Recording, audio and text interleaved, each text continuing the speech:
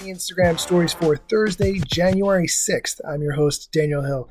Our top story today comes from Adam Mosseri, and we are finally ready to talk about the chronological feed coming back to Instagram.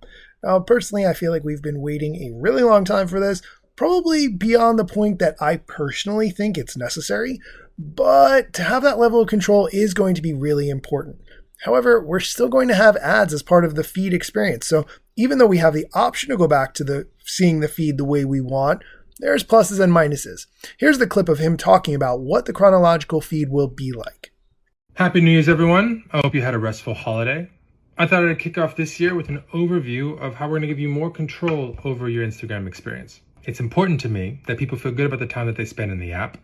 And I think giving people ways to shape Instagram into what's best for them is one of the best ways to pursue that goal. In the future, we're looking to have 3 different feeds in Home. The first we'll call Home, which is the Instagram experience you know today, where we rank content based on how interested we think you are in each and every post to try to make the most of your time. Most people don't get through most of their feeds. The second feed we hope will be called Favorites. It's a subset. It's a list of accounts that you want to make sure you don't miss things from. I use it for siblings, a few of my favorite creators, a few of my best friends. The third we're calling Following, and it'll be a chronological list of posts just from accounts you follow, because Home is going to have more and more recommendations over time.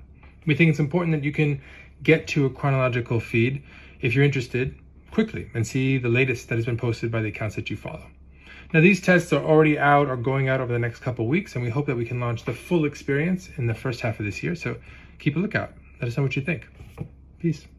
Okay, so let's review what he just talked about. You're going to have an option where you can see the feed the way things are today. You'll have an option for seeing your favorites, which are people who you've marked that you definitely want to see their content. And there's going to be the ability to see things in a chronological format that would make sense for seeing things in reverse order. Again, still has ads. Wow, if you want an ad-free experience, I have to recommend Insta-Ander for a completely ad-free Instagram experience.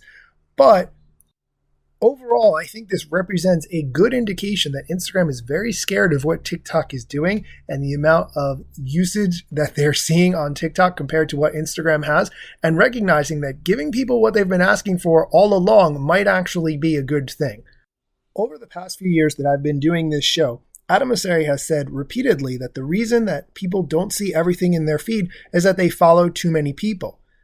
That isn't a good reason for why the chronological feed shouldn't exist. However, when you recognize that now this is less about how Instagram determines people should use the app and more about how can we give people what they want to keep them using Instagram instead of TikTok, it reframes this discussion entirely.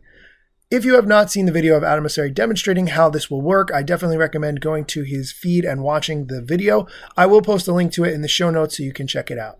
That's going to do it for today's show. I'm traveling tomorrow, so I haven't quite figured out how I'm going to record the show. If you would like to guest host for the day, please send me a direct message at Daniel Hill Media. I would really appreciate a last-minute clutch guest host. Okay, thanks for listening.